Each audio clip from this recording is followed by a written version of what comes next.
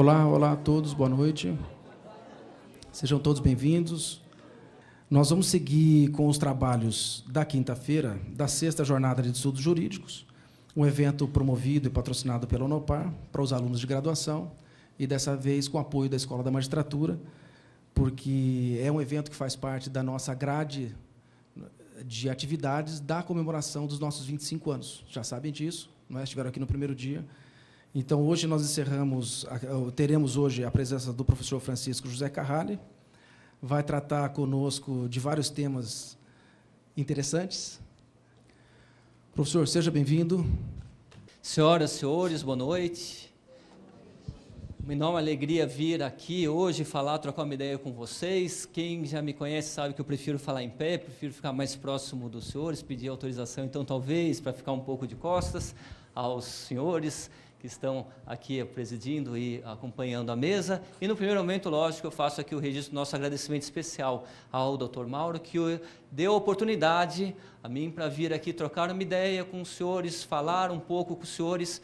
Então, vou procurar, enfim, introduzir algumas questões interessantes atuais de direito de família e falar um pouquinho também de arbitragem, que é um dos temas que cada vez mais me envolve e é um tema novo, um tema atual. Eu quero dar essa impressão aos senhores para conhecerem um pouco esse assunto. Bom, vou falar então um pouco de direito de família, algumas questões atuais e falar um pouco sobre arbitragem. E a primeira vez os senhores aqui serão então passarão por essa minha primeira experiência de falar dos dois temas num único encontro. Eu escrevo sobre arbitragem em direito de família, escrevo sobre arbitragem no direito sucessório, mas falar um tema aberto de direito de família, falar também um pouco de direito das sucessões e falar um pouco de arbitragem é a primeira oportunidade que sobre todos esses assuntos eu vou falar. Mas é uma experiência certamente diferente e agradeço essa oportunidade. Direito de família, o que nós temos aqui de novidade? A novidade mais falada hoje, talvez mais festejada, não sei se pelos operadores do direito, mas por parte da população, é o tal casamento entre homossexuais. Os senhores já viram, saiu, foi noticiado. Então, por uma decisão do Supremo Tribunal Federal, foi permitido o casamento entre casais homossexuais, colocando o Brasil ao lado de países como até Argentina, Portugal, alguns países outros da Europa, que admitem esse tipo de vínculo conjugal. Porque uma coisa é o reconhecimento da relação com efeito jurídico, permitir que uma união homossexual venha a ter efeitos jurídicos. Outra coisa é falar, é casamento. Hoje eles podem ter o status de casados, podem pedir, existe um projeto da Marta Suplicy, que já foi aprovado pela comissão, recentemente foi aprovado pela comissão específica de cidadania, justiça, não sei se da justiça e cidadania, enfim, foi aprovado já, exatamente falando, admite-se a conversão. Porque veio essa decisão do Supremo Tribunal Federal. Podem casar.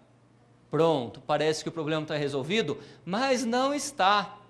Não sei aqui, mas lá em São Paulo vai um casal homossexual e pede o casamento, muitos cartórios suscitam a dúvida e falam, não sei o que fazer. Não está regulamentada essa questão. Alguns cartórios, então, suscitam a dúvida e até conseguir uma autorização, é processo judicial, vai ter uma nova decisão autorizando o casamento. Realmente pode-se reconhecer, pode-se afirmar que foi uma conquista daqueles movimentos favoráveis à preservação dos direitos dos casais homossexuais. Eu diria, como falei no início, senhores, que foi realmente um resultado desta luta em favor da defesa dos direitos homossexuais. Agora, no plano jurídico, tem alguma repercussão tão relevante? Tem algum impacto? Como será que a comunidade jurídica olha ou analisa essa situação? Eu confesso aos senhores que não teve aquele impacto. Tudo bem, pode o casamento entre homossexuais? Pode, mas isso teria alguma repercussão? Tem problemas, sim. Mas permitir o casamento em mais uma situação, confesso aos senhores que muitos autores, muitos professores, reconhecem sim que merece uma proteção esta relação. Mas falar que é casamento no plano jurídico não resolve muitas questões, pelo contrário, até por vezes vem a complicar algumas situações específicas. Então, no plano jurídico, olha, agora após o casamento, então vai ser tratado, uma vez conseguido esse resultado, uma vez conseguido celebrar o matrimônio, que não é tão simples, consegue o casamento. Agora, e a maioria das situações dos casais homossexuais? Eu diria que não resolve. Porque, senhores, eu já atendi muitos clientes nessa situação, muitos casais homossexuais. Curiosamente, é um dado que passa aos senhores, mas não sei se é a média ou não, mas curiosamente mais homossexuais mulheres do que homens. Não sei se foi uma experiência do escritório ou não, mas coincidiu de ser assim. Agora, curiosamente, conversando com algumas dessas pessoas, uma inclusive é cliente ainda e é amiga, uma pessoa próxima, ela simplesmente falou, olha, mas nós não queríamos o casamento, nós queríamos uma posição de respeito, queríamos que não tivesse, então, um preconceito da sociedade, então, lutar contra o preconceito, a agressão, a violência que ainda existe, por vezes, em alguns setores da sociedade, a essa relação. Agora, casamento, não. Tudo que nós queremos é uma união livre, uma união de respeito, mas uma união livre. E o casamento? O casamento acaba sendo marcado, talvez, por um compromisso maior do que a expectativa dessas pessoas. Elas não querem aquele modelinho de casamento. A maioria, o que elas querem é um modelo de respeito, de convivência, com alguns efeitos, mas não necessariamente o casamento. E uma delas até comentou comigo, falou, doutor, pode ter certeza que terá muito mais movimento, ação de dissolução de união homossexual do que ação pretendendo regularizar através do casamento. Ou seja, as pessoas mais querem dissolver a relação, de fato ou documentada, não importa, do que casar, do que, entre aspas, oficializar, dar um símbolo, um emblema, uma fotografia de uma festa de casamento. É uma leitura que foi feita sobre a situação e realmente eu questiono. Mais preocupante seria cuidar dos efeitos ou cuidar desta forma? Enfim, tem aí a decisão. Como eu falei, alguns problemas surgem. Os senhores devem saber, eu sei que tem muitos estudantes aqui, mas os professores, estudantes já de 3º, 4º ano de processo civil, sabem que tem aquele tal foro privilegiado. Foro privilegiado da mulher casada. A mulher casada, enquanto tal, tem foro privilegiado. Tem discussão, tem até decisão recente do Supremo Tribunal Federal discutindo, é constitucional, não é constitucional esta regra que dá um benefício para a mulher, mas o princípio da igualdade entre homem e mulher nos direitos e obrigações conjugais, como é que ficaria? Bom, mas tem lá o foro privilegiado, daí já sabe a minha pergunta. Casadas 2 mulheres, como será o foro privilegiado? Doutor Mauro, como é que faz o foro privilegiado? Se as duas têm o foro privilegiado. Então, nós temos alguns problemas, como eu disse. Na sequência, tem uma presunção do Código que diz, pateris esse quem justa nuptia demonstrati. Pai é o marido da mãe. Nós já sabemos isso, pai é o marido da mãe. Até onde se fala numa paternidade decorrente de uma relação heterossexual, tudo ótimo. O marido da mãe é considerado pai, embora o artigo 1101 admite aí uma ação questionando essa situação, mas pai é o marido da mãe por presunção. Ele para registrar o filho, a mãe para registrar o filho, vai no cartório e fala, olha, sou casada, e daí eu tenho então a certidão de casamento e nasceu o meu filho, tem a declaração de nascimento com vida. É o que basta para ela registrar o júnior com o nome do pai. Ótimo. E se ela não for casada com um homem, se não tiver um marido, tiver uma companheira, como marido ou como companheira, enfim, uma parceira, vamos usar uma denominação ampla, uma parceira.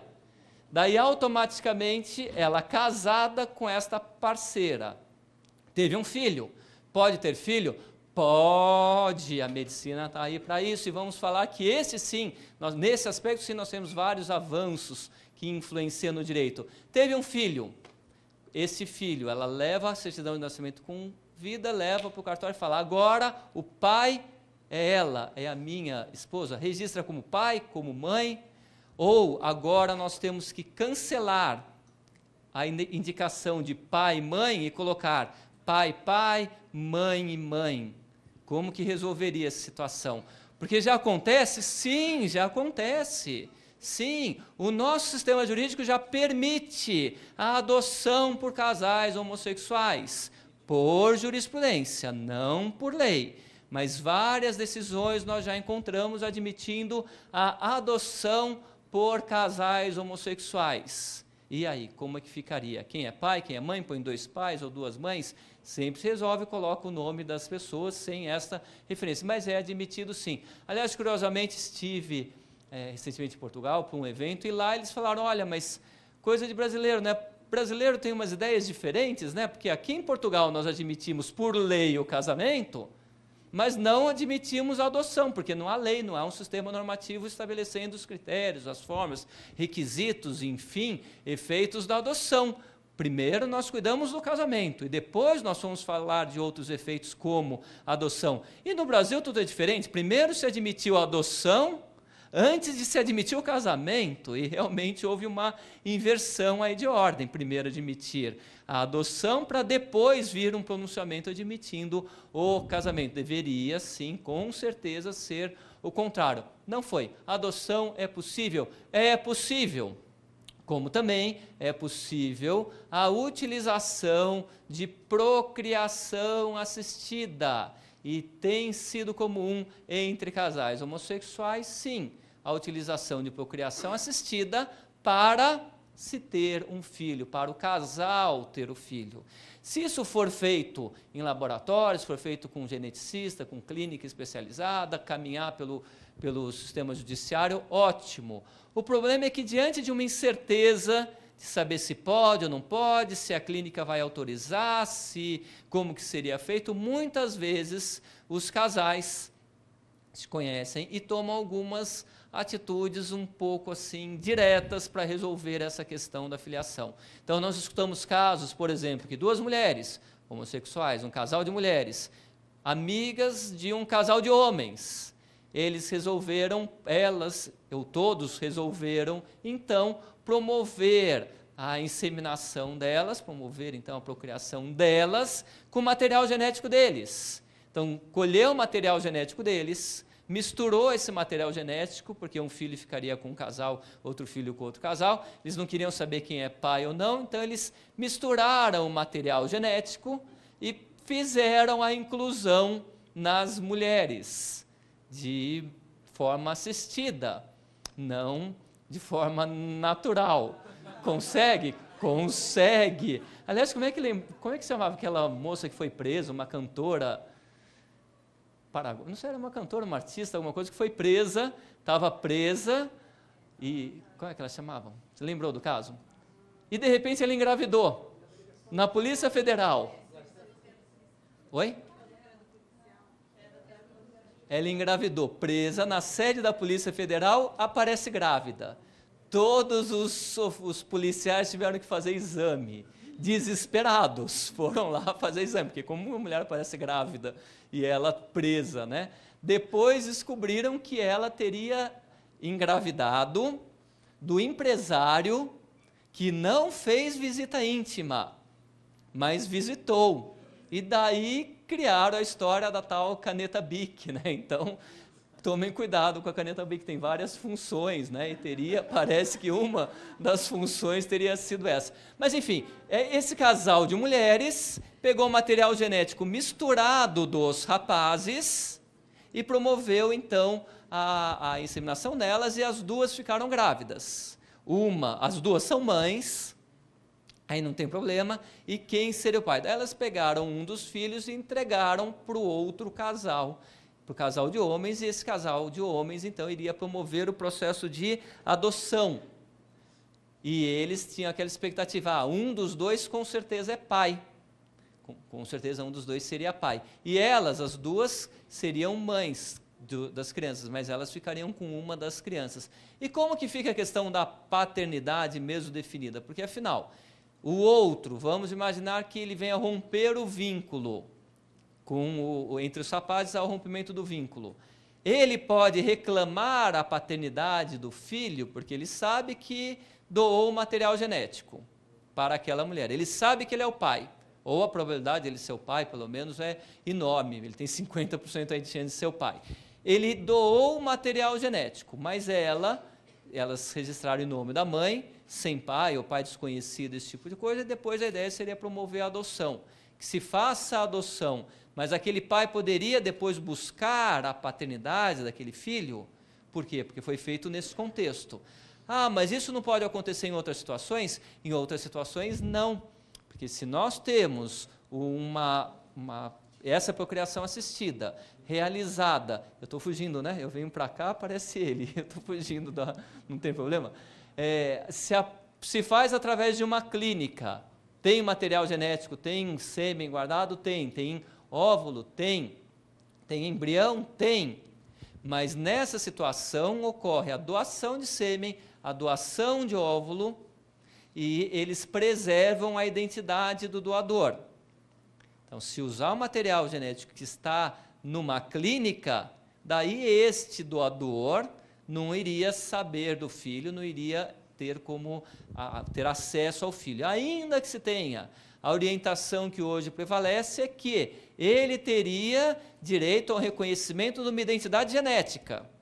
Então, se há um doador de sêmen, o doador de sêmen, ou o filho, eventualmente, pode buscar o reconhecimento de uma identidade genética, por vários aspectos. Por exemplo, vai casar.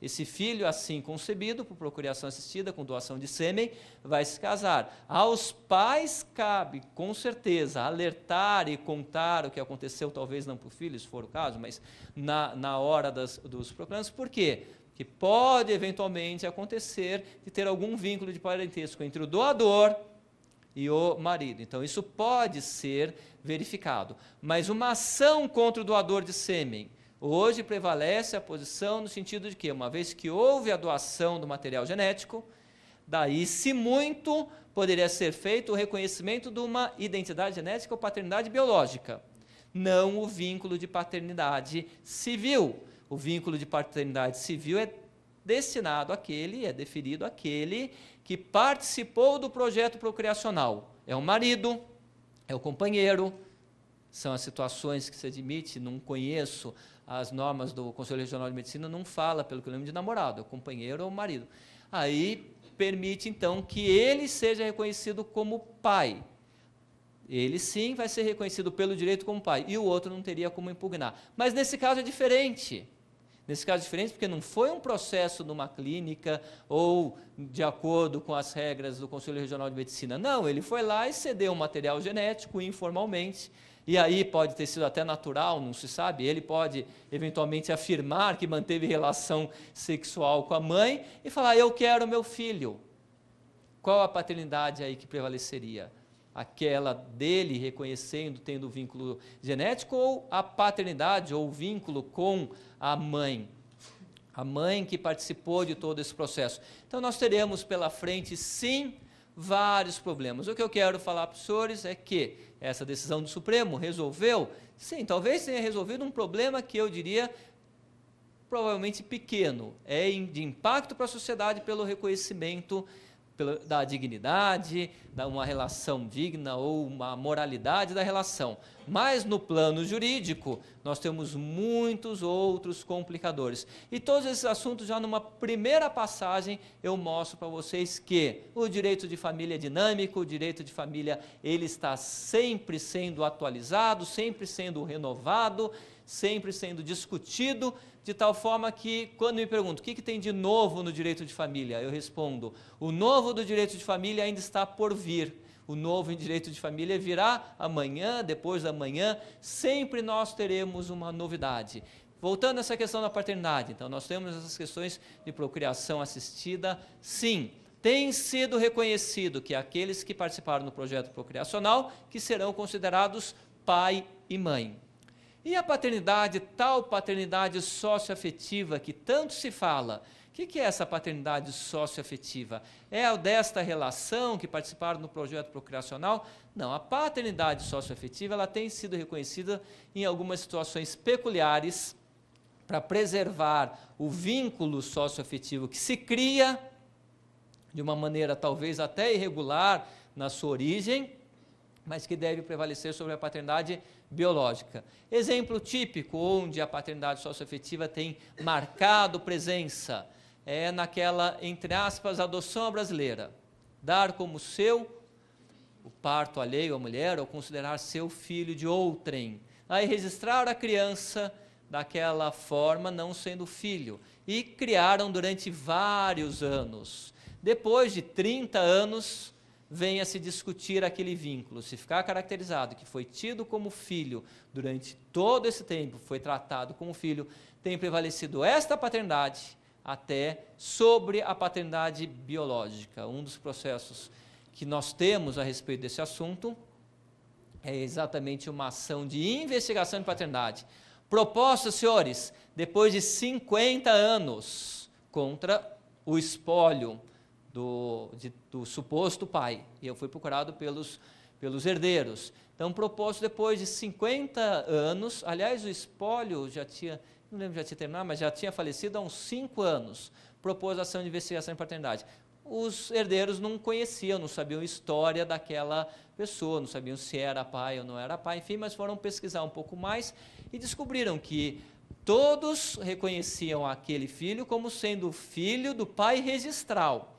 Se era pai ou não era, não sabia, mas todos identificavam aquele pai que constava do registro, é a paternidade registral, que é registrária, que está lá no registro, reconhecia aquele filho como sendo do pai que reconheceu, que cuidou durante todo o tempo. Inclusive familiares, nós conseguimos, que era de uma cidade do interior, conseguiu prova de que parentes falavam, não, o tio fulano de tal, que era o pai dele, nunca se colocou em dúvida, ele era o pai e exerceu a paternidade durante esse tempo todo.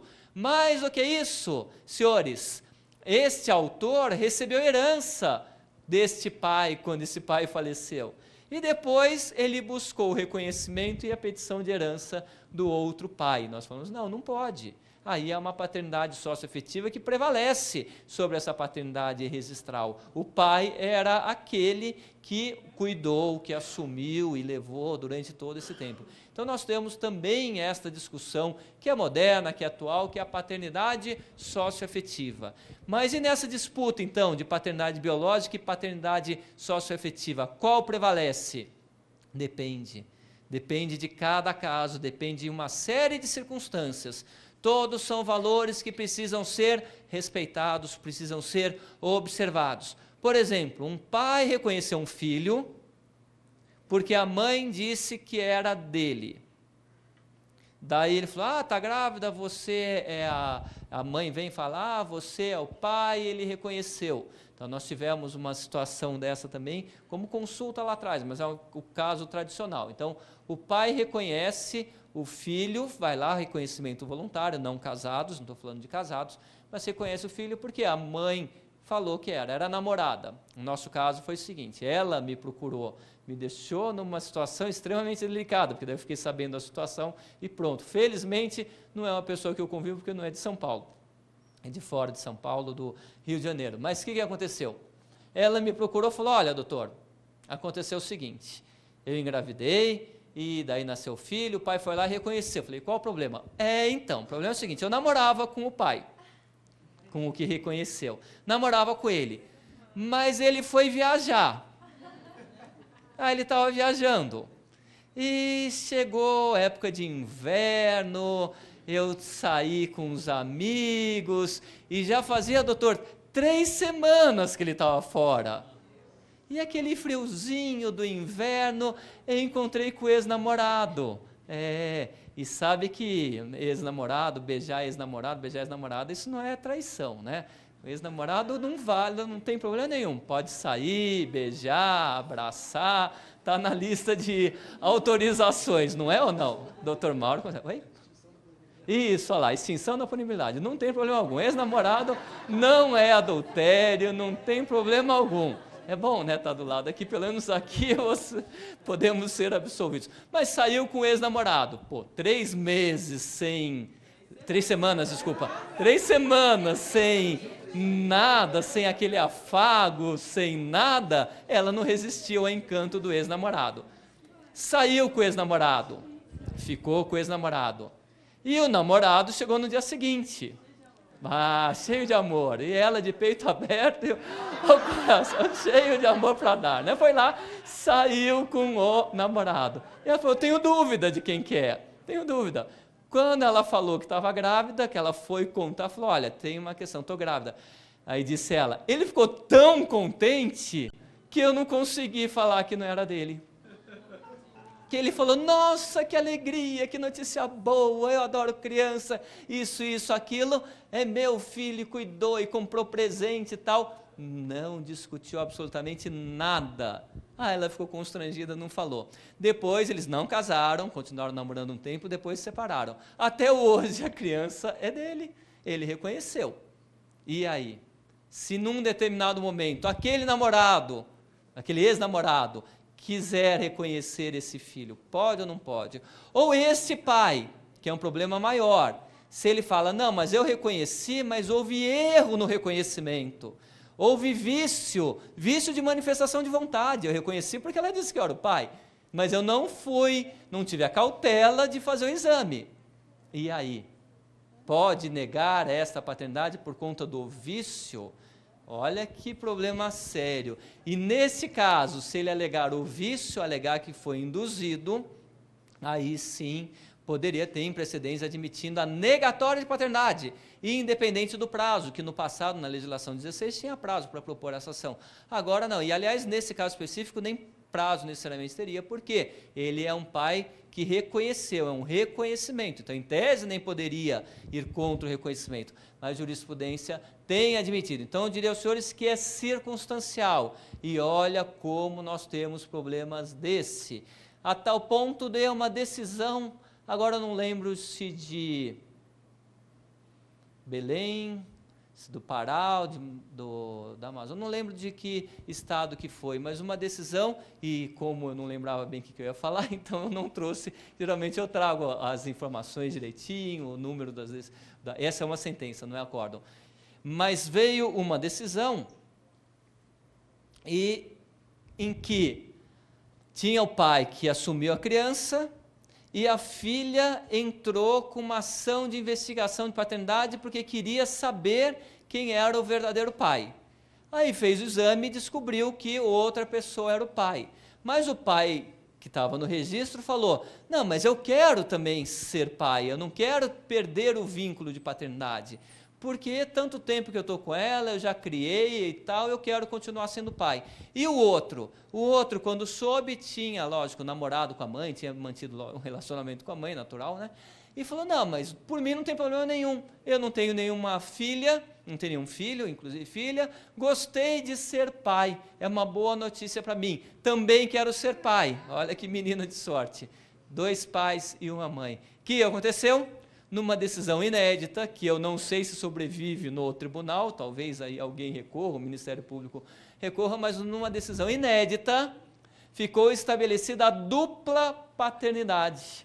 2 pais para a mesma criança, uma paternidade biológica, uma paternidade socioafetiva, e ainda se estabeleceu, se impôs, na verdade não se impôs porque foi por acordo, o pai aceitou pagar, acho que meio salário mínimo, pessoas de baixa renda, aceitou pagar lá uma contribuição a título de alimentos para aquela filha que ele acabava de ser surpreendido com o reconhecimento. Então, 2 pais para uma mesma criança. Isso lembra aquele filme, o Mamma Mia, não é?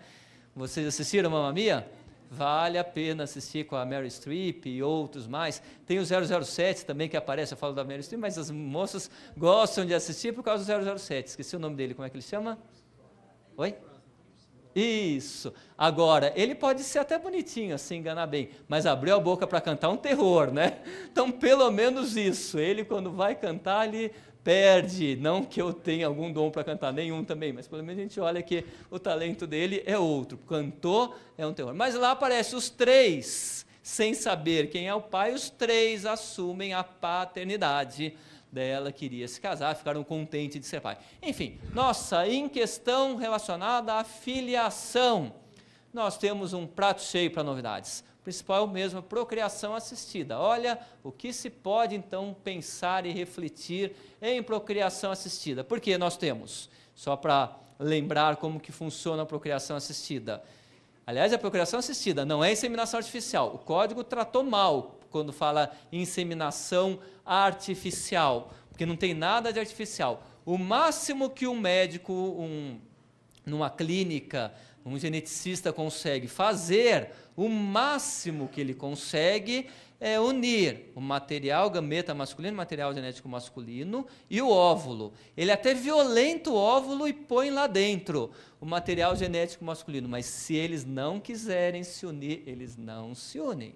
Ele cria um ambiente favorável, serve um vinho, uma música romântica, jantar à luz de vela, mas se eles não quiserem se unir, não consegue. Então não tem nada de inseminação artificial. Senhores, a inseminação ainda hoje é divina, eu diria, não é natural, é divina. Por algum Deus, cada um tem o seu. Mas o homem não consegue unir o gameta masculino com o núcleo do óvulo. Isso é natural. Daí eles fazem várias experiências, vários óvulos e conseguem. O que nós temos numa inseminação, numa procriação assistida? Nós temos óvulo e gameta masculino. Daí nós podemos ter a doação de sêmen, a doação de óvulo. Se nós temos o material genético dos dois, marido e mulher, nós temos a procriação chamada de homóloga.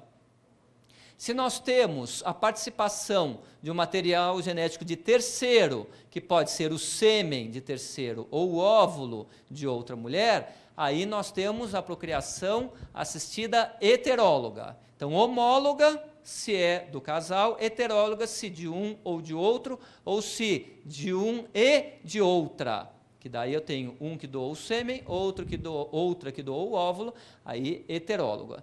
Na inseminação homóloga e na heteróloga tem outra classificação. Tem a procriação in vivo e a procriação in vitro. In vivo, se todo esse processo se faz no próprio útero da mulher, sem a retirada do óvulo, se faz lá, se busca lá a inseminação, com material genético de terceiro, não, mas é lá. E nós temos a possibilidade de procriação in vitro, quando então se faz a união dos dois, ou se busca a união do material genético masculino e feminino, fora do organismo materno. E daí nós teremos o quê? Nós teremos o embrião. Então, na procriação heteróloga, na procriação in vivo, nós temos o embrião. Eu consigo ter um embrião. E o que eu faço com esse embrião? Eu pego esse embrião e congelo o embrião. Ponho lá no freezer, deixo ele congelado. Fica congelado até se promover a inclusão no útero. Como todo esse processo é complexo, nós temos vários embriões. São feitos vários embriões, às vezes 8, 10, 12, conforme a clínica.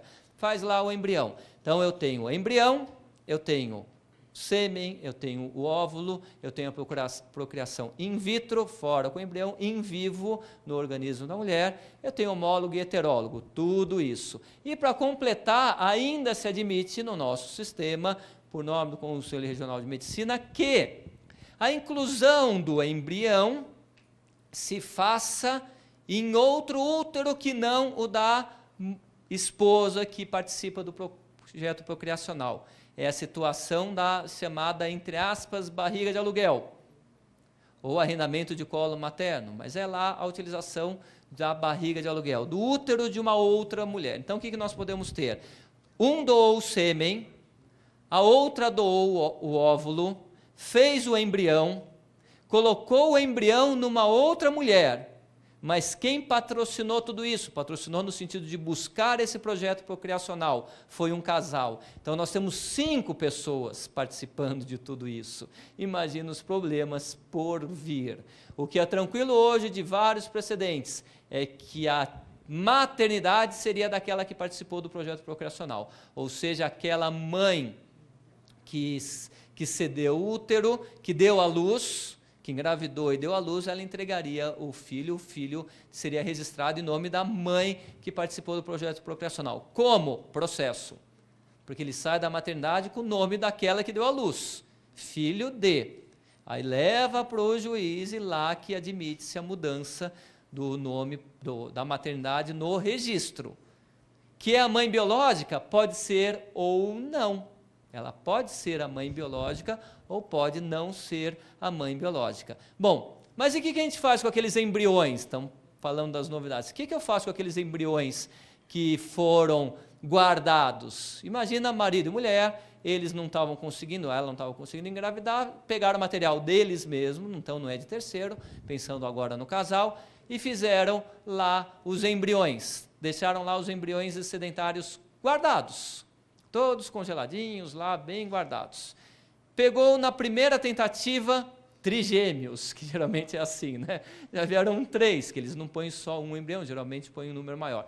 Mas conseguiu, tudo ótimo, tudo lindo, maravilhoso, nasceram as crianças, eles estão felizes.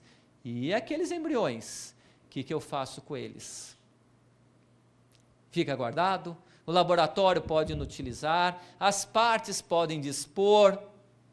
O que faz com esses embriões? Atualmente se permite a cessão desses embriões para fins terapêuticos, para experiências com os fins terapêuticos. Mas e aí? E eu pergunto, e se o pai falece, o marido falece, a mulher pode utilizar aqueles embriões? Aqueles embriões, se forem utilizados pela mulher, uma vez nascendo, serão filhos do marido dela da época, e serão deles seus herdeiros, têm direito à herança? Ah, mas a lei diz que são reconhecidos herdeiros aqueles nascidos. Ah, mas a lei põe a salva de direito do nascituro. E a legislação permite a procriação pós-mortem. Essa é uma crítica ao Código Civil de 2002, porque muitos autores não admitem, mas a legislação admite a procriação pós-mortem. E aí, ele é herdeiro ou não é herdeiro? Pronto, olha que problema. Problema maior, outro, marido e mulher se separam. Daí eles fazem lá o inventário, eles fazem lá a separação, começam a discutir o patrimônio, começam a discutir se um fica com a casa, o outro fica com a casa, carro, a senhora deve saber bem isso, aquela briga sem fim em guarda dos filhos, alimentos, partilha, isso, aquilo, e aparece lá, dos bens a partilhar, ou do tudo a partilhar, 6 embriões guardados na clínica tal. Pode partilhar o embrião guardado na clínica? Ou ele fala, não, o embrião não pode utilizar. Fala, mas eu quero utilizar. Ela tem direito a utilizar esse embrião? E nós temos alguns precedentes até de fora dos Estados Unidos, que foram na época noticiados, não faz muito tempo, 1 ano e pouco, e lá eram 2 mulheres, elas não conseguiram. E o argumento fortíssimo, elas falaram, nós guardamos o material, teve embrião por problema de saúde. Elas não teriam como ovular, não teria como ter filhos delas mais por conta de cirurgia. Queriam utilizar aquele embrião. O pai falou, mas eu não concordo. Falou, mas eu não quero o pai, eu não quero a parte do pai. Mas eu quero esse material genético porque é a única chance que eu tenho de ter um filho com a minha identidade genética.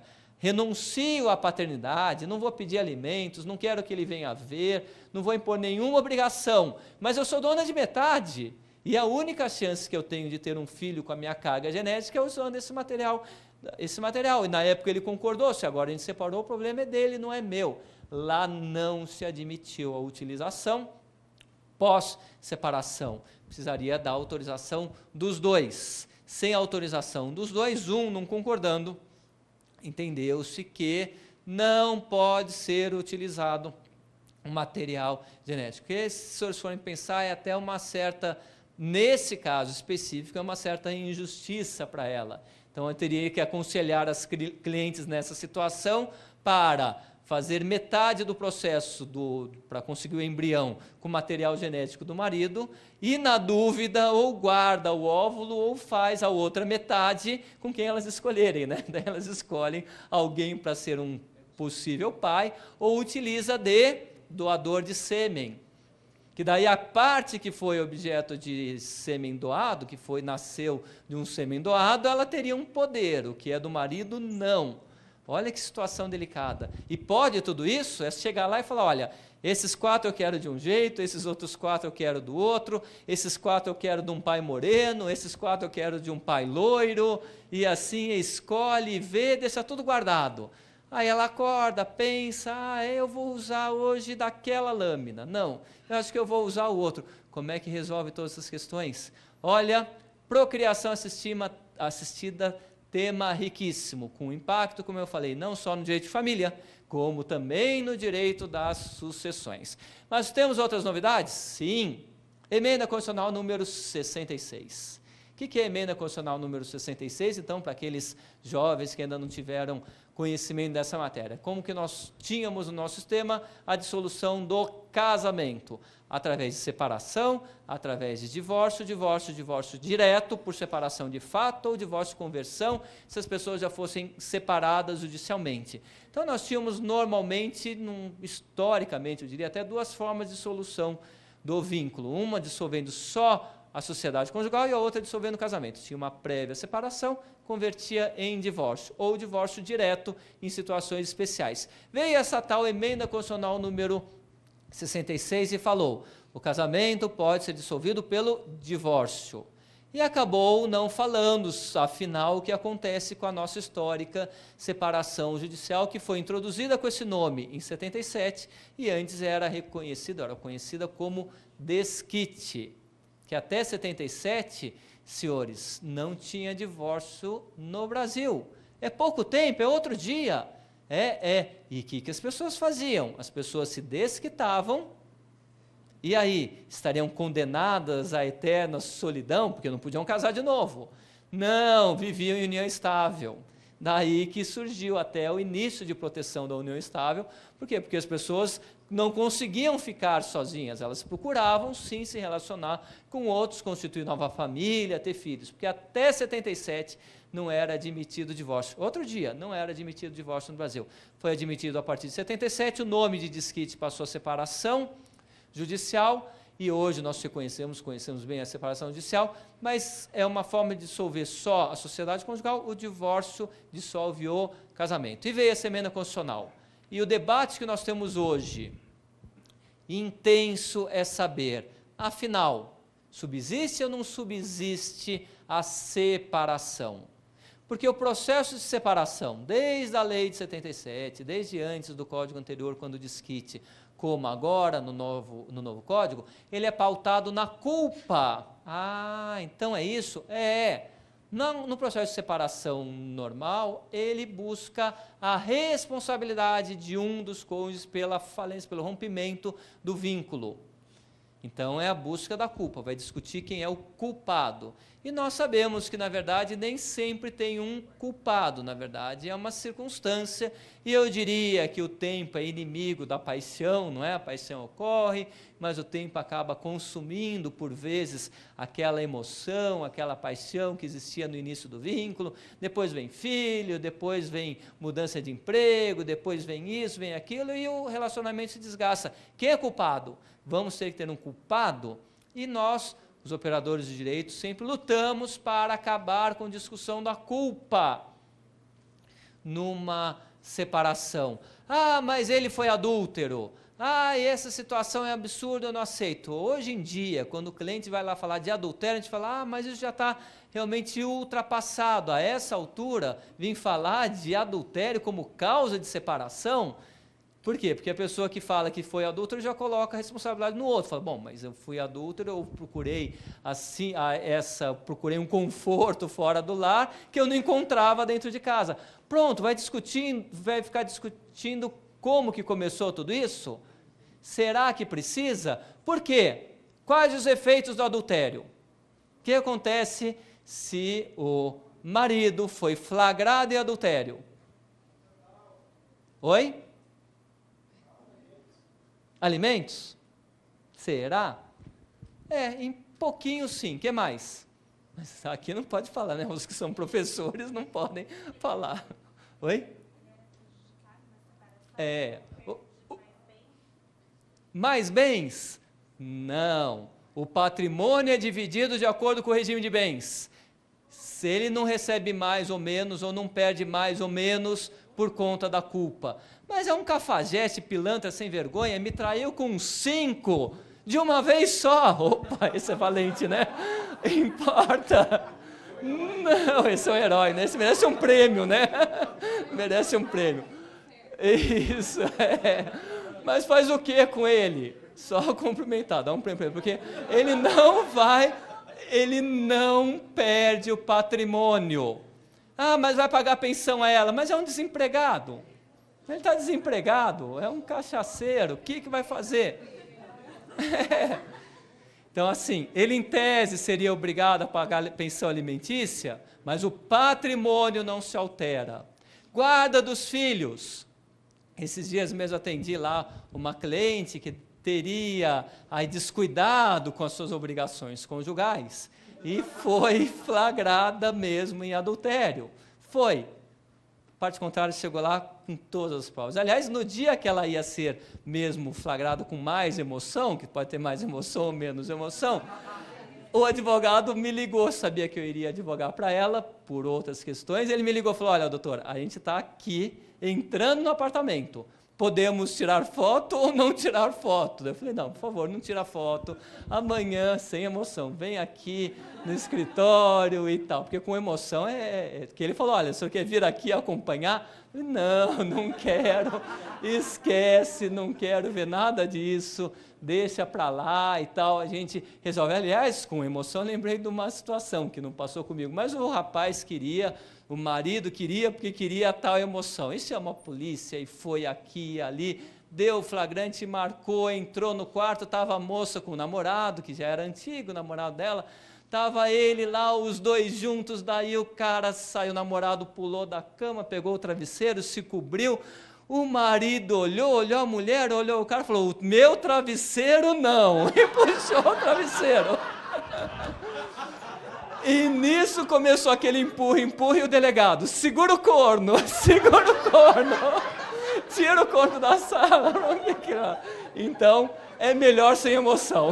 Se ligarem para vocês e perguntarem, falam, não, evita, não precisa de nada disso, não precisa expor a esse ponto, deixa tudo fora dessa questão. Bom, mas daí o cliente chegou lá, a parte contrária chegou, ela me contou e tudo o que aconteceu, ela falou, vou perder a guarda dos filhos? Não, mas ele me ameaçou que vai tirar a guarda dos filhos. Mulher não perde a guarda dos filhos, porque teve uma sessão remember aí com seu ex-namorado, não perde a guarda do filho se for responsável pela separação, não perde. Hoje em dia, os efeitos da culpa, como foi referido aqui, em parte alimentos, porque o cônjuge culpado, ele tem direito a receber alimentos, sim, porém, só os necessários à sobrevivência, são os alimentos reduzidos. Mas se ele vier a precisar, porque não trabalha,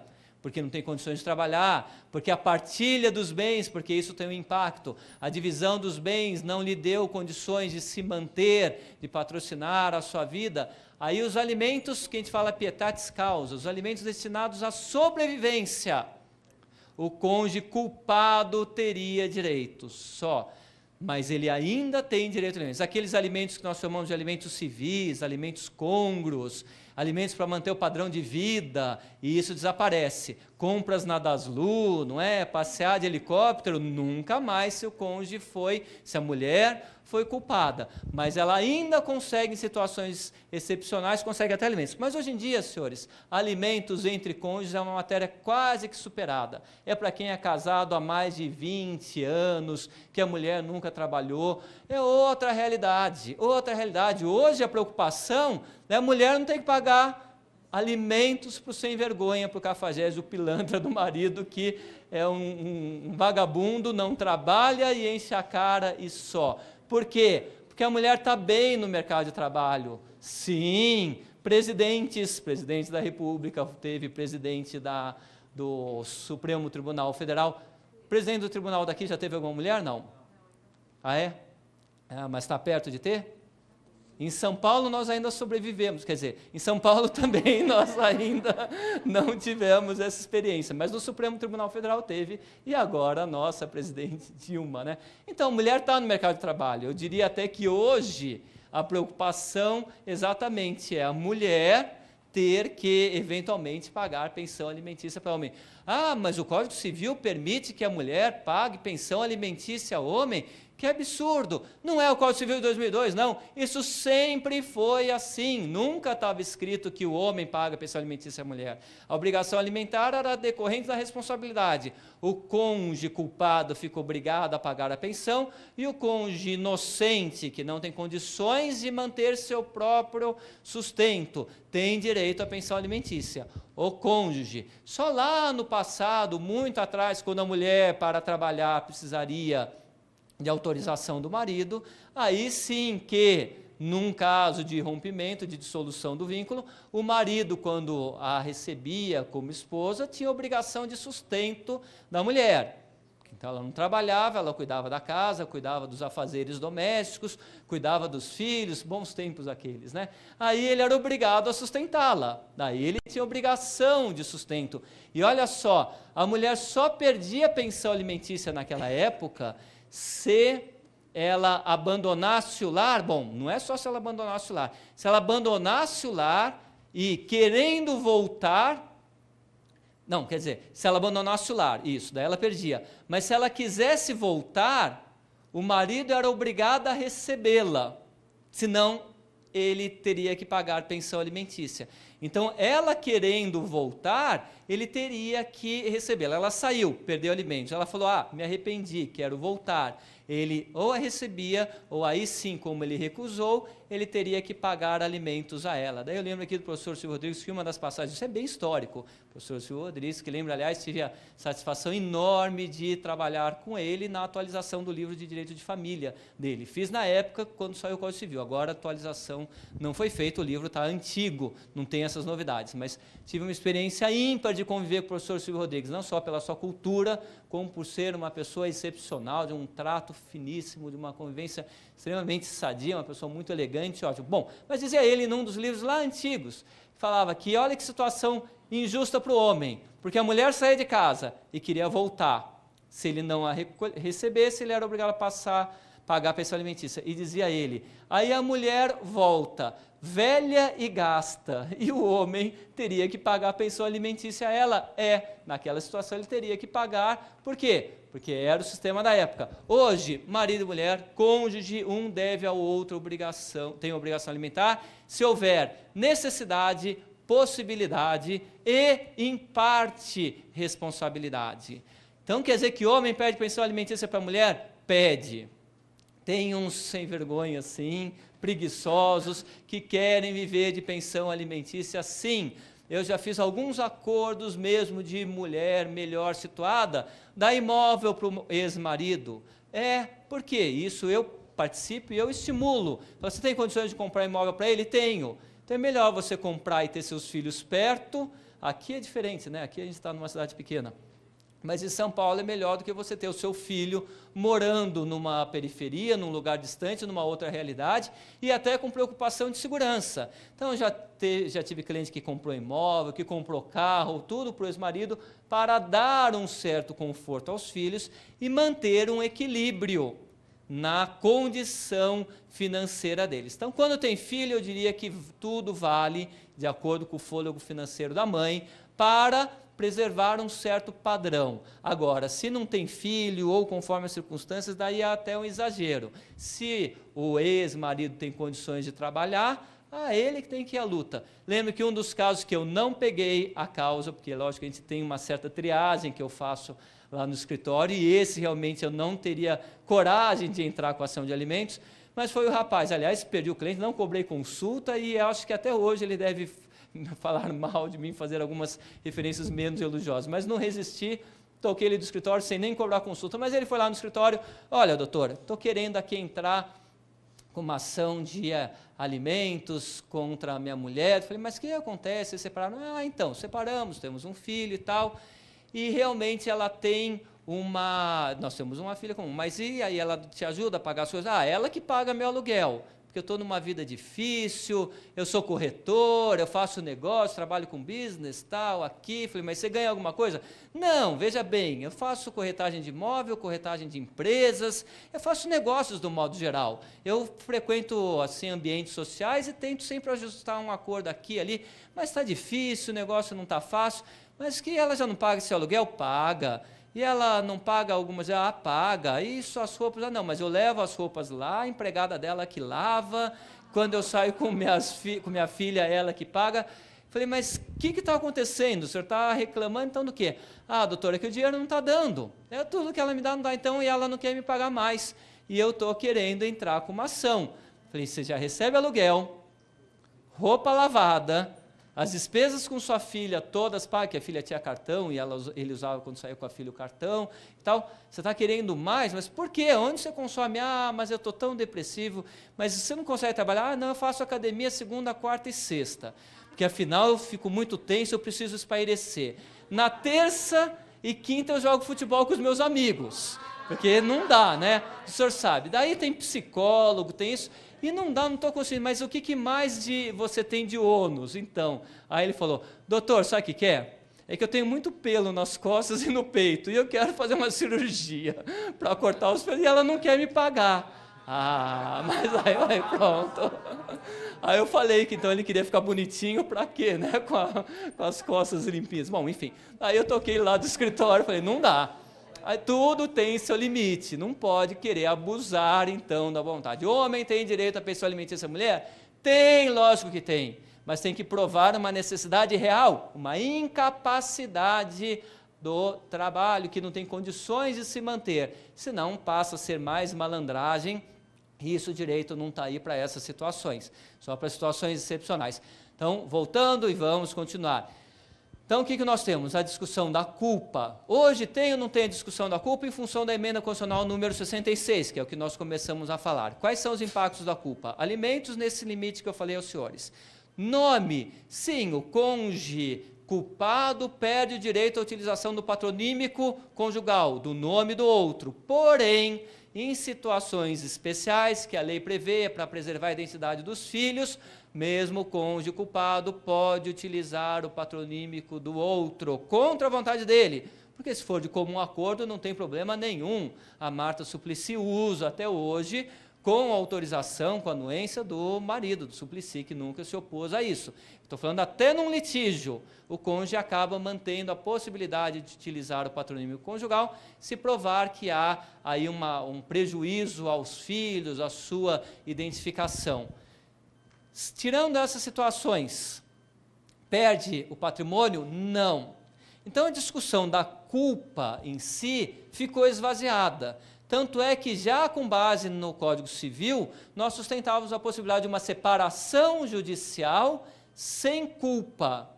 Por quê? Porque as pessoas queriam romper o vínculo, mas não tinha nada para acusar o outro, porque muitas vezes a gente atende escritório de advocacia, ele chega lá, ou ela chega lá, o cônjuge chega lá e fala, olha, ele é um excelente cônjuge, um excelente pai e mãe, só que nós perdemos aquela afinidade, ele gosta de mim, eu não gosto mais dele. Mas tem outra pessoa, não tenho ninguém, não quero saber de mais ninguém, só não quero continuar casado ou casada. Isso é causa para separação? Antes não era, mas nós já caminhávamos no chamado princípio da ruptura, em permitir sim o rompimento do vínculo, independente de discutir a culpa, mas discutindo o quê? Discutindo que o desamor, a falta de afeto, o carinho, a vontade de se separar, o direito até da pessoa de liberdade, autonomia da vontade, pode fazer até por escritura pública, quando não tem filhos, é a escritura pública da Lei 11.441, não precisa nem do juiz, vai lá direto no cartório de notas. Mas e se não for consensual? E aí tem um problema, que é trazido com esta emenda constitucional número 66. Porque a parte pode pedir, o réu é citado, é uma ação ordinária normal. Cita o réu. Ele vai contestar, mas ele vai apresentar que tipo de contestação? O que ele vai falar? Não quero? Não concordo? Eu quero a partilha de bens? Guarda a regulamentação de visitas? Isso é matéria estranha, ele pode até entrar com uma reconvenção. Mas quanto ao divórcio em si, ao rompimento do vínculo conjugal, à dissolução do casamento, ele vai falar o quê? Não quero? Não poderia, ou pode até falar, mas vai aceitar? O juiz vai aceitar esta defesa? Não, é uma defesa vazia. Vai para o Ministério Público, aqui vai para o Ministério Público, aqui vai para o Ministério Público, divórcio, separação, com criança sem Tá lá e costuma ir e voltar com o Ministério Público dizendo, de acordo com a portaria número tal e tal e tal. Ah, vai e volta, né? Então vai. Vai para o Ministério Público e volta. Vai para o Ministério Público, fala, não tem interesse e volta. Mas vai até o Ministério Público. Mas eu pergunto, o Ministério Público pode se opor a esse divórcio? Não, ele realmente não dá palpite. Quando são maiores, ele dá palpite à guarda, à regulamentação de visitas, alimentos. Mas a dissolução do vínculo entre maiores capazes não dá palpite. Vai e volta. Bom, se o Ministério Público não fala nada, por que vai para o Ministério Público? Para ele poder falar, mas tudo que ele falar pode autorizar a improcedência do pedido? Não. Ele pode falar o que for. O juiz vai decretar o divórcio. Então não precisaria ir para o Ministério Público. Bom, mas e o réu? Ele também tem defesa, tem conteúdo na sua defesa? Não. Então, por que eu chamo o réu? Ah, não, porque ele tem o direito de defesa. Mas o direito de se defender sem poder falar nada em sua defesa? Que direito de defesa é esse? O direito de falar que não concorda e tanto faz o que ele falar. Não precisa nem ser lida a defesa dele, porque a única prova que se exige para o divórcio atualmente é a certidão de casamento. Bom, então por que eu chamo o réu? Por que eu cito o réu para apresentar a contestação? Oi? Mas qual o significado útil? É lógico que eu estou falando aqui, está tudo na Constituição, mas qual o significado útil? Regularidade formal. Forma, papel, protocolo, carimbo. Então, por que a gente já não muda o sistema? Por que, então, uma lei infraconstitucional, atendendo o que está na Constituição, já não fala, olha, quando alguém exerce o direito potestativo de denunciar o casamento, porque isso é uma denúncia, é denúncia vazia. Já que ele tem o direito de denunciar o casamento, porque a Constituição diz que agora sim, por que ele não faz a denúncia e o juiz decreta a dissolução do casamento e comunica o réu? Então ele já é citado de que ele já é ex, não é atual, não seria mais que ele já era, e pronto, quer dizer, decreta igual, melhor até, já não fica lá, esquece, mas pelo menos liberta, em homenagem à autonomia da vontade, liberta o autor, ele já estará livre. Bom, mas se eu pensar em fazer uma lei nesse sentido, por que eu preciso do juiz? Data vênia. Por que utilizar do juiz para carimbo? Aliás, como no eleitoral, não é? O que faz o juiz? Agora não, né? Agora no título de eleitor não precisa mais assinar. Mas antes, o juiz do eleitoral ficava assinando o título de eleitor, tinha que assinar um por um. Protocolo, carimbo. Por que então ir ao juiz se o juiz não pode fazer nada além de decretar o divórcio? Por isso talvez. Por que eu não faço a dissolução onde eu casei?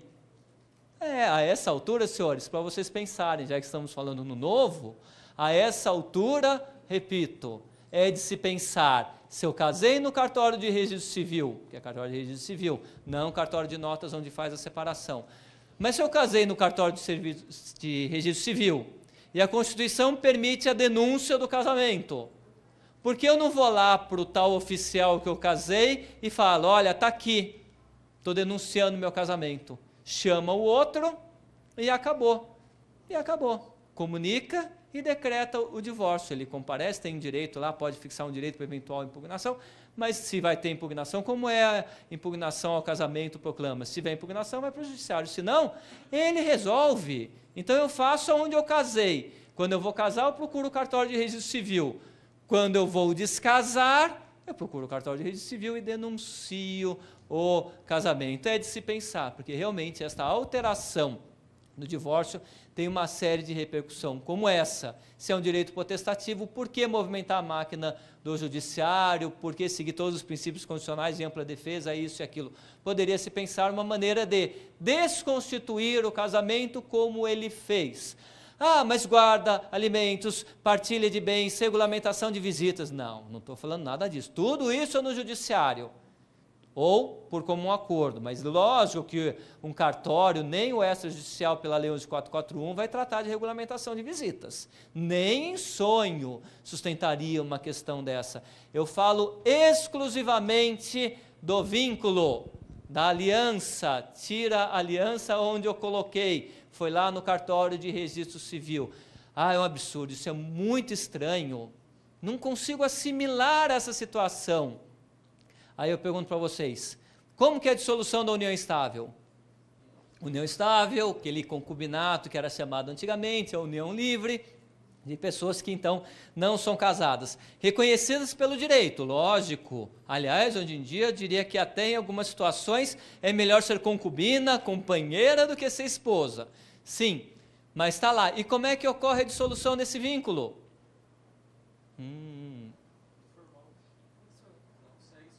Cada um segue sua vida. Oi.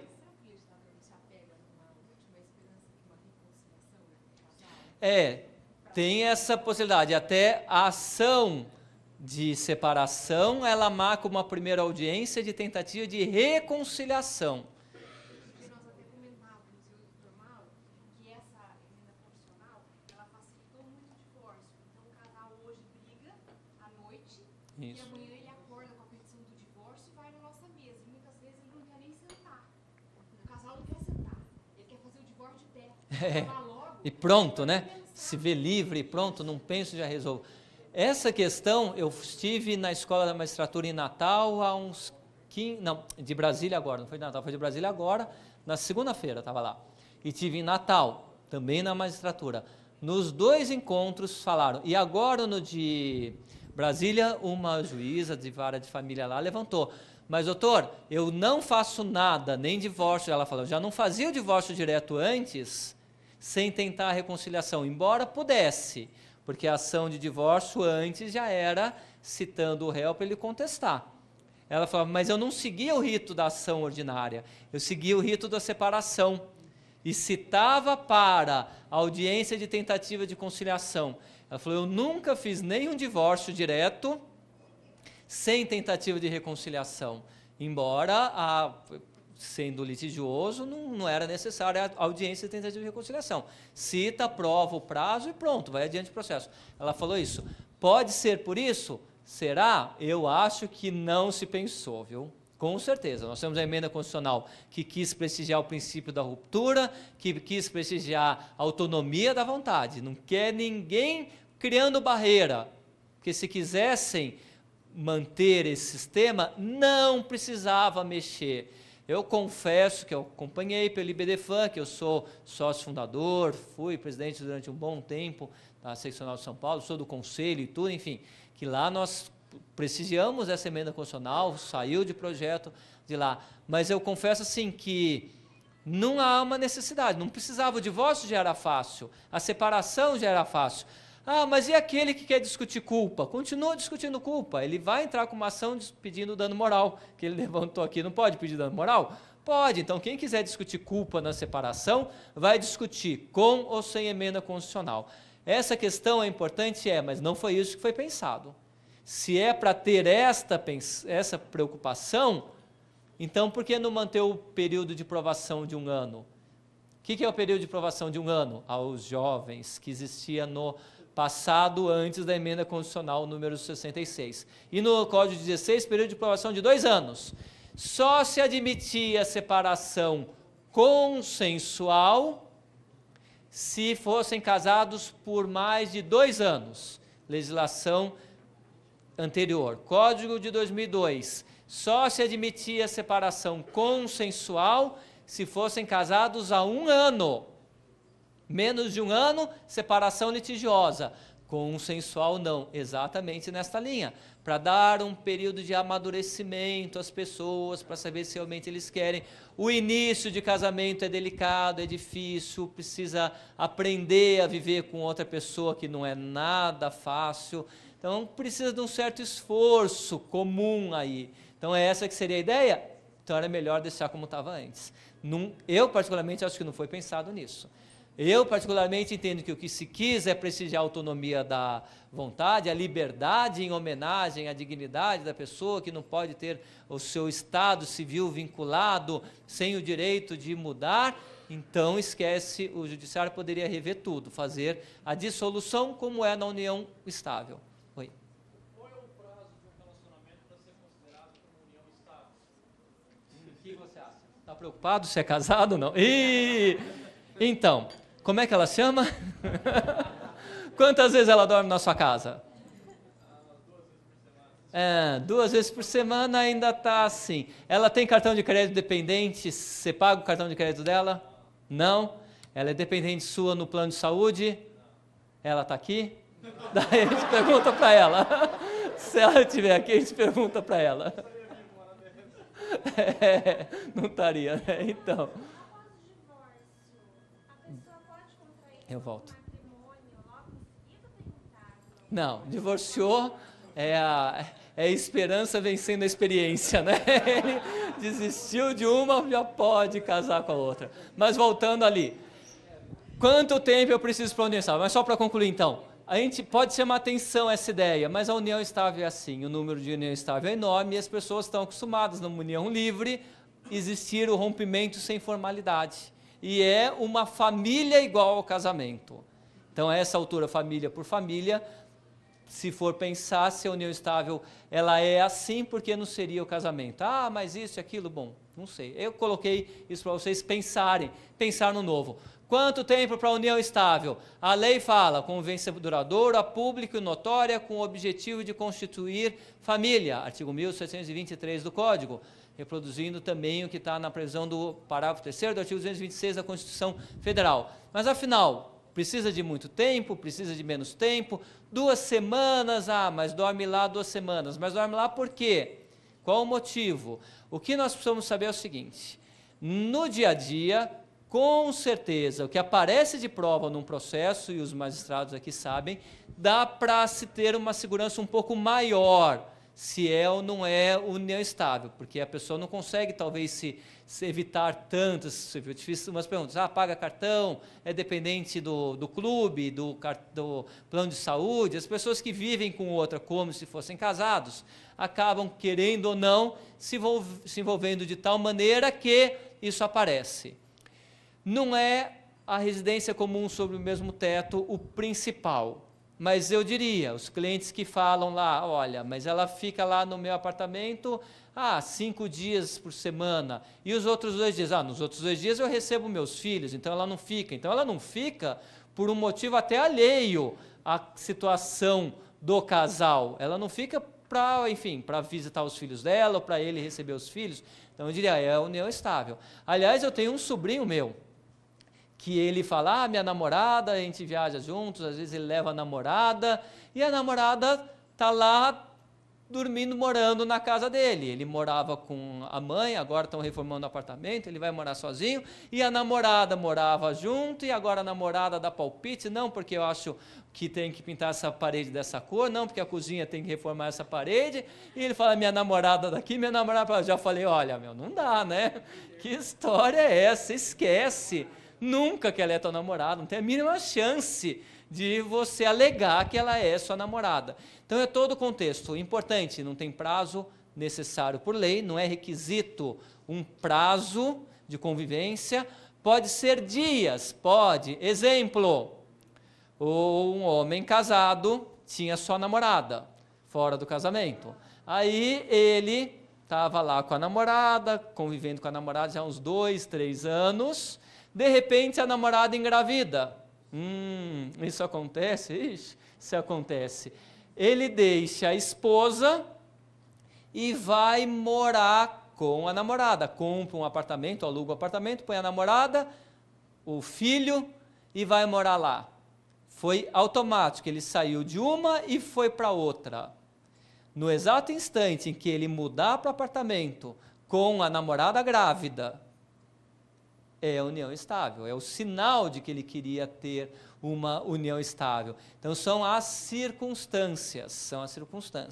Então, pode ter aí por dias, esse é um exemplo exagerado, mas o importante é vocês saberem, não é o prazo, e ainda importante, não se exige residência comum sobre o mesmo teto, se for exceção.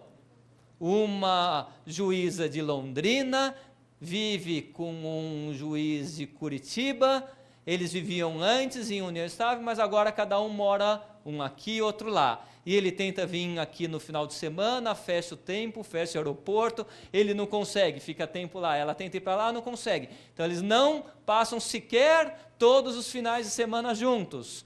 Pode ser caracterizado união estável?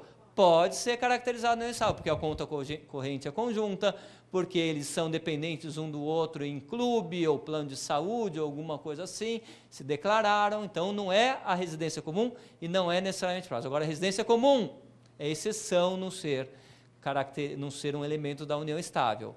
E também o lapso temporal. Naturalmente, quanto mais longa a convivência, mais fácil se terá prova de que eles vivem. Isso acontece na união estável e acontece na união homossexual também. O problema todo é o seguinte: o que um pensa e o outro pensa. Geralmente, como ele acha que está namorando, e ela acha que vive união estável, não é? É sempre assim. A mulher, nesse aspecto, pensa diferente do homem.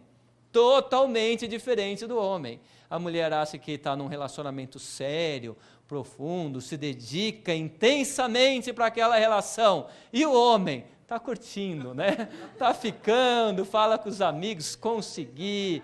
Olha, vai lá, sai com a ex-namorada um dia, fala que vai para o futebol, beber cerveja com os amigos, já encontra com a ex-namorada. Isso é natural, a mulher pensa diferente do homem. Totalmente diferente, desde sempre. Eu tenho uma filha agora com 13 anos, mas ela tinha o quê? Uns 9 anos, mais ou menos. Ela chegou para mim e falou: papai, troquei de namorado. Pronto. Liguei para o meu psicólogo, chamaram a ambulância, fui, tomei injeção, fui tratado, fiquei assim 1 semana de terapia intensa com injeção na veia. Quando eu recuperei a fala, eu fui conversar com ela. Ah, quer dizer que você trocou de namorado? Ela falou: eu falei com a Júlia e eu namorava o João Paulo. A Júlia namorava o Luca. E eu conversei com ela, mas eu vi que ela gostava do João Paulo. E eu, João Paulo, eu já namorei tanto tempo com ele, não queria mais ele, eu queria namorar com o Luca, então a gente trocou de namorado. Falei: que bom. Aí eu respirei fundo e perguntei para ela: vocês avisaram os meninos? Não, precisa avisar. Eu falei: eu acho bom eles saberem. Mas eles não sabiam quem estava namorando com eles. Por que eles vão saber que a gente trocou de namorado? Eu falei: então tá bom, então deixa, não precisa avisar. Então a mulher acha que está namorando e o homem acha que não. Tem um cliente meu que o juiz falou que ele vivia união estável. Ele falou: de jeito algum, é minha namorada. Vamos para o tribunal. Aliás, aí que eu entrei no tribunal. 3 desembargadores falaram: vive união estável. Ele falou: não vive união estável, é minha namorada. Fomos para Brasília, 5 ministros falaram: ele vive união estável. 9, então, pessoas falaram que ele vive união estável. E ele fala: ela é minha namorada. E ainda namora com ela. Eles ficam juntos, separam, ficam juntos, separam. Então lá, é a rotina deles. Bom, então é importante para uma união estável, importante para uma união homossexual também, para evitar esse tipo de problema, esse tipo de polêmica, é a celebração de um contrato de convivência. Pode. Na relação homossexual também pode ter um contrato de convivência? Pode.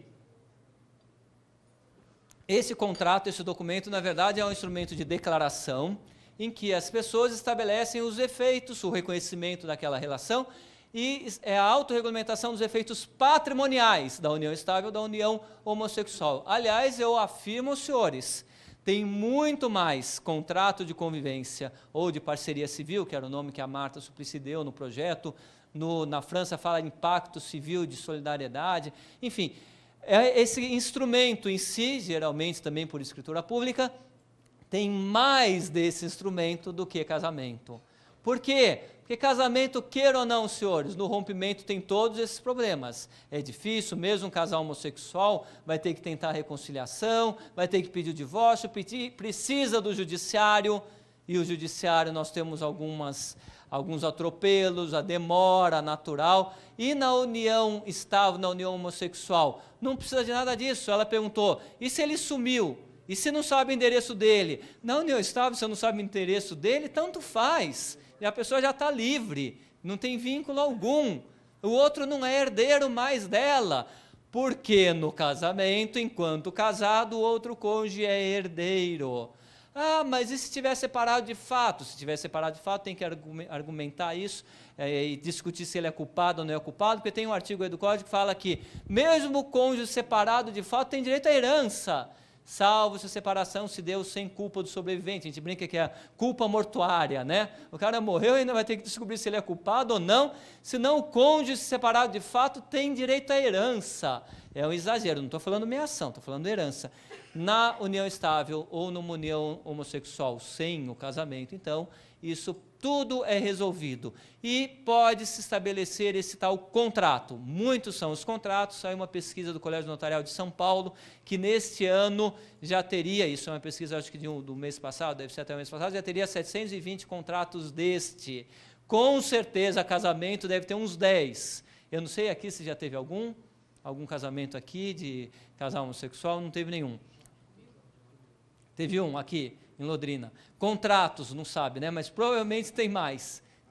Provavelmente tem mais. Então, as pessoas optam por esse caminho. É uma maneira mais atual, mais dinâmica, eu diria que mais até contemporânea para estabelecer o vínculo. E o que eu posso colocar nesse contrato de convivência? E daí eu vou falar do contrato de convivência na união estável, que a regra é similar ao contrato de convivência numa união homossexual e que, em parte, é muito próximo do que é possível colocar no pacto antinupcial. Falar um pouquinho com vocês desses contratos. Eu posso, então, ter um contrato, pacto antinupcial, o que eu posso?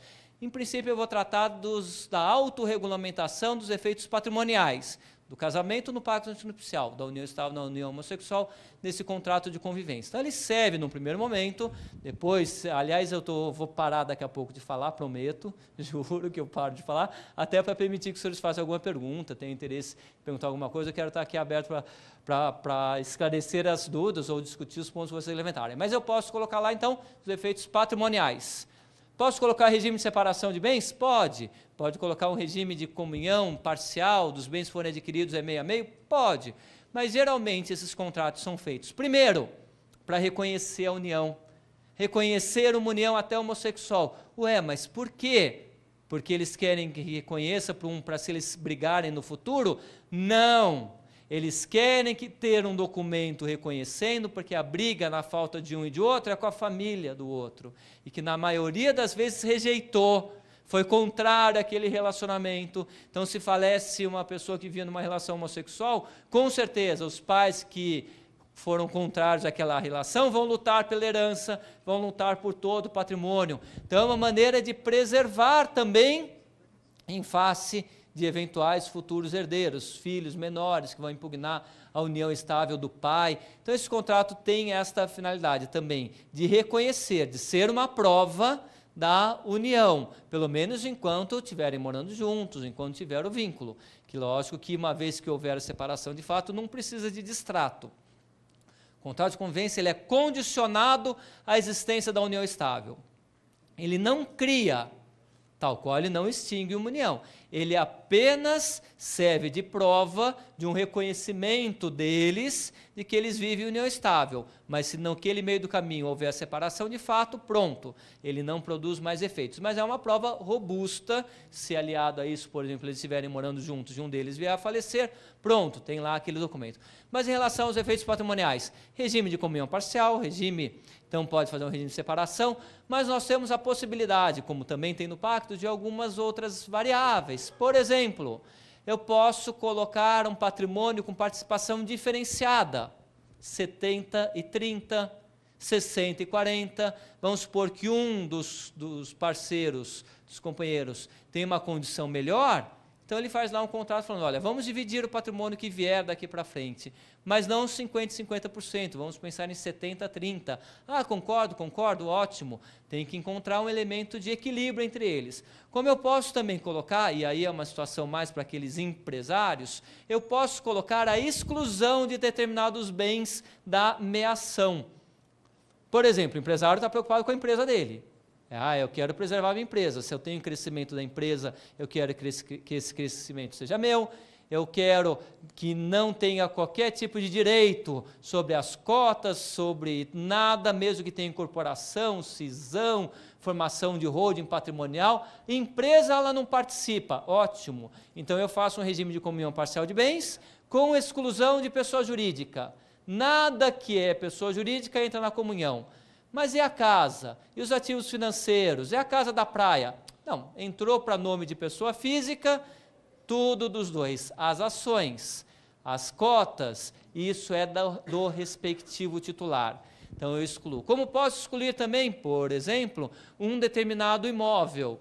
Olha, nós somos casados pelo regime tal ou qual, porém, eu faço, casados ou união estável, faz o contrato ou no pacto, vamos casar, porém, o imóvel destinado à residência da família será destinado a ela. Por quê? Porque eles vão ter um filho, querem ter um filho, então querem dar a ela uma segurança. E o resto do patrimônio? O resto do patrimônio, eu falo, tem um regime de comunhão, tem um regime de separação, ou ela participa nos ativos financeiros, mas nas empresas não. Então, eu posso fazer um misto aí entre as opções. Várias opções eu tenho sobre essa questão. Importante, no regime da comunhão parcial de bens, que é aplicado na união estável, que será aplicado também, ou agora, com tranquilidade, será aplicado na união homossexual, os frutos de bens particulares entram na comunhão. Então, se tem um apartamento de solteiro, o apartamento continua de solteiro.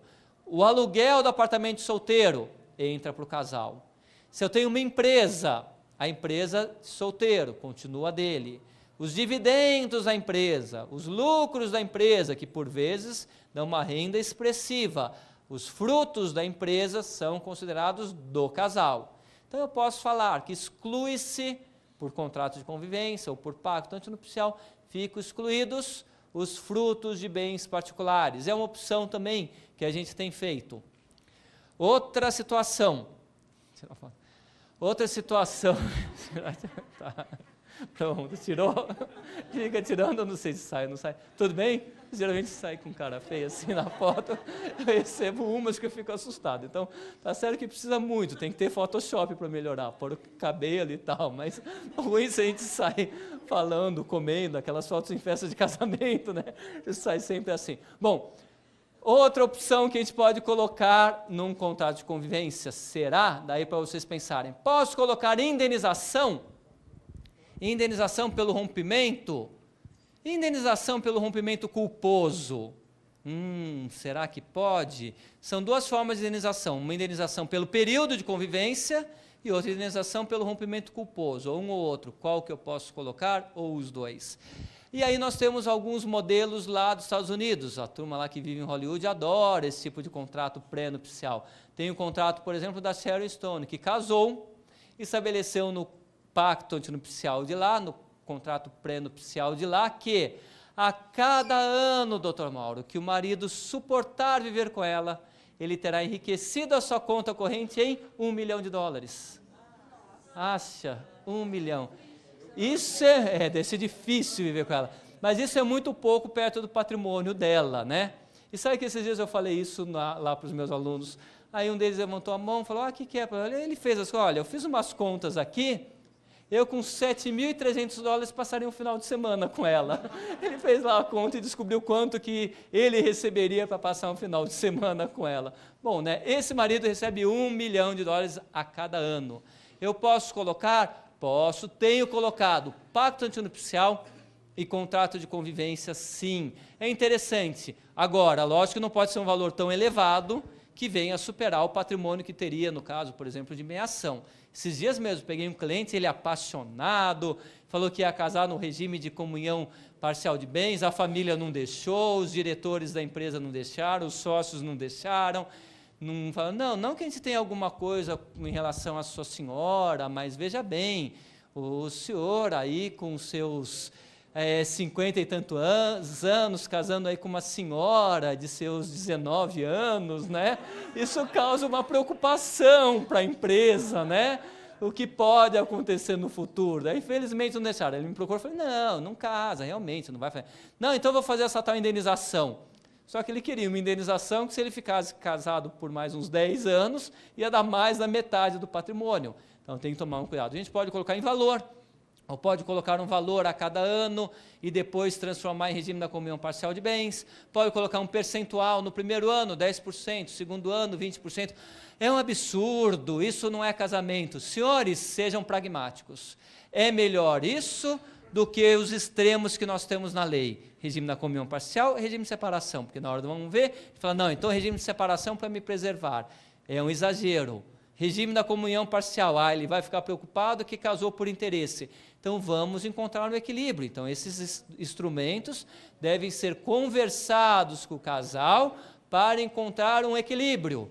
Também tem que ser razoável em relação ao período. Esses dias atendiam lá um cliente, falei dessa história de indenização, ele falou, ótimo, doutor, gostei da ideia. Põe aí tantos salários mínimos, a gente geralmente usa o padrão de salário mínimo para ficar fácil de fazer conta, só por isso. Não é em pensando no passado que existia, a mulher teria direito à indenização com base em salário mínimo, não, é só para mesmo facilitar a conta. Mas põe aí tantos salários mínimos por mês. Falei, não, daí não acredito, né? Isso daí não é TV a cabo, né? Você paga por mês quando está se divertindo. Quando se diverte mais, cancela o pagamento e pronto. Não é assim. Não é como TV a cabo. Eu acho que 1 ano é um prazo razoável, 2 anos, nascimento de filho. Tem que pensar alguma situação como essa. Então, eu acho que é razoável, pode sim ser colocado esse valor de indenização compensando a não partilha. Outra cláusula, aliás, eu começo a falar de união estável aqui, contratos de convivência, realmente tenho que me controlar muito, porque foi minha tese de doutorado na PUC, foi exatamente o contrato de convivência na união estável. Então, posso falar aqui horas e horas e horas sobre esse assunto, lá em 96 que eu defendi essa tese. E lá, uma das maiores preocupações, angústias, ansiedades e dúvidas que eu tive foi com a possibilidade de colocar no contrato de convivência uma cláusula arbitral. Será que eu posso colocar que eventual conflito que venha a existir numa disputa de patrimônio entre eles será resolvido por arbitragem e escrever isso num pacto antinupcial? Daí eu coloquei, confesso que foi lá que eu comecei a me entusiasmar com o tema de arbitragem, coloquei, tirei, na versão definitiva falei, quer saber uma coisa? Vou colocar, vou enfrentar a banca de 5 professores com esse assunto. Chegou na banca, ninguém falou nada sobre isso. Falou sobre outras questões, lógico, perguntaram muito, demorou mais de 5 horas minha defesa, mas sobre esse ponto sobrevivi. E desde então, naquela época, eu tive um contato mais intenso com a arbitragem, eu confesso que foi o primeiro contato, eu não estudei arbitragem na graduação, infelizmente. Mas lá eu tive um primeiro contato com a arbitragem e confesso aos senhores que fui contaminado pelo tema. Hoje, o mesmo entusiasmo que eu tenho de família, eu tenho também sobre o tema arbitragem. Em linhas gerais, o que é arbitragem? A arbitragem é uma, entre aspas, justiça privada. E falo aqui, peço desculpa aos doutores, professores, para usar uma linguagem mais simples, em função dos estudantes que aqui nós temos. A arbitragem é um sistema pelo qual as partes, de comum acordo, nomeiam um terceiro para decidir um conflito. Então esse terceiro, que é o árbitro, ele tem o poder, ele tem aí a autoridade de decidir o conflito? Sim. E o que ele profere, o que ele decide, é uma sentença? Sim. Um árbitro escolhido pelas partes, direto ou indiretamente, ele profere uma sentença, e esta sentença, por força de lei, por força da lei de arbitragem, que é de 96, por força do Código de Processo Civil também, essa sentença é considerada um título executivo judicial. Mas ele nem advogado é, porque na arbitragem tem essa característica, não precisa nem ser advogado. Ele vai proferir uma sentença? Sim, uma sentença tal qual um acórdão do Tribunal de Justiça. Ele profere uma sentença, uma decisão que é considerado título executivo judicial. Então, é bem interessante. Requisitos, então, vontade das partes. As partes concordam em submeter o conflito a um juízo arbitral.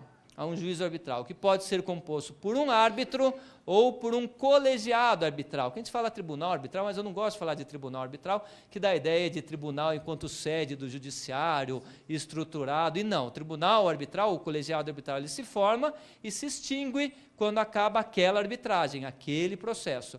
Então, eu tenho um árbitro único ou eu tenho um colegiado, sempre em número ímpar. Por quê? Porque está na lei. Sempre será número ímpar para não dar empate. Então, um colegiado arbitral pode proferir também uma sentença. Daí não é acordo, é sentença arbitral. As partes escolhem.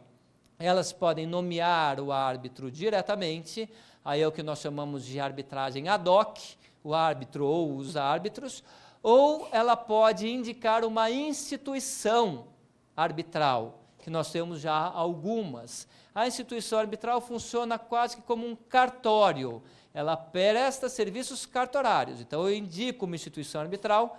Em São Paulo, então, nós temos a Brasil-Canadá, que atende o Brasil inteiro, temos CAESP, GV atende lá também São Paulo, tem em São Paulo, temos também Fiesp, aqui certamente tem, Curitiba tem, aqui eu não lembro de nenhuma. Mas eu posso indicar uma instituição arbitral. Qual que é a diferença? Quando eu nomeio uma instituição arbitral, as regras da arbitragem vão ser estabelecidas pela instituição arbitral, que tem lá seu regulamento, e conforme a instituição arbitral, a nomeação do árbitro é feita pela instituição. Então, por exemplo, o CAESP, que é um dos tribunais arbitrais que eu atendo, uma das instituições arbitrais que eu sou árbitro lá. As partes começam o procedimento arbitral, se elas não entrarem em acordo quem será o árbitro, quem nomeia? O presidente da instituição. Da mesma forma, a Câmara de Mediação e Arbitragem, Centro de Mediação e Arbitragem da Brasil-Canadá. As partes podem nomear, se elas não acharem, não encontrarem um nome comum, quem nomeia? O presidente da instituição. Ou, quando é colegiado arbitral, cada parte indica um árbitro. E esses dois árbitros indicam um terceiro. Geralmente, eles entram em acordo em relação à indicação de um terceiro. Se não tiver acordo, a instituição arbitral indica. Então, nós temos a arbitragem ad hoc, que é aquela que eu indiquei diretamente o árbitro, e a arbitragem institucional, que é aquela em que eu indico uma instituição. Também é importante, nessa ideia geral de arbitragem, vocês saberem como que se inicia. Ela pode se iniciar por uma convenção, quer dizer, por uma cláusula de arbitragem, que é aquela que põe no contrato, como contrato de convivência, num contrato de locação, num contrato de uma obra, de uma incorporação imobiliária, eu posso colocar, num contrato social de uma sociedade limitada, nos estatutos de uma sociedade anônima, daí é um tema um pouco mais polêmico, numa obra pública, onde há parceria público e privada, porque na lei sugere a utilização de arbitragem. O mundo arbitral está aqui agitado por conta da Copa, porque estão sendo realizadas várias obras de engenharia, e muito se quer, a maioria delas, se tem arbitragem, muito se quer a utilização da arbitragem para solucionar esses conflitos. Então, eu tenho a cláusula num contrato, ou mesmo que eu não tenha a cláusula, há a possibilidade da arbitragem ser utilizada por convenção. Opa, desculpa, usei de novo o termo convenção, né? Que convenção é o gênero, do qual cláusula e compromisso são as espécies. Então, a cláusula no contrato, compromisso, as partes assinam quando surge o litígio. Bateu o carro, está lá fora, tem um acidente de carro, 2 carros bateram. Eles falam, olha, vamos brigar, vai entrar com a ação, isso e aquilo, procura meu advogado, tal. Os advogados conversam e falam, olha, em vez de ir para o judiciário, vamos para a arbitragem? Vamos. Daí eles assinam um compromisso. Então, em qualquer conflito, pode existir, se for direito patrimonial disponível, esse é o requisito da lei, direito patrimonial disponível, como é a disputa de partilha de bens numa união estável, patrimonial disponível, pode ter arbitragem. Então, eu tenho um compromisso, ou eu tenho a cláusula. São 2 espécies do gênero convenção arbitral. O nome amplo é a convenção arbitral. Então, convenção é o gênero do qual são espécies. Cláusula ou compromisso. Cláusula em contrato, compromisso quando surge o litígio. E daí vão escolher a arbitragem, ou ad hoc ou institucional. O comum é a arbitragem institucional. Bom, riquíssimo tema. Então, nós vamos encerrar a palestra de hoje, agradecendo mais uma vez pela presença, Dr. Carrali. Pela Escola da Magistratura, nós agradecemos a presença de todos. Chamo só o professor Agenor para entregar o certificado para o nosso querido professor Carrale, que esteve aqui conosco.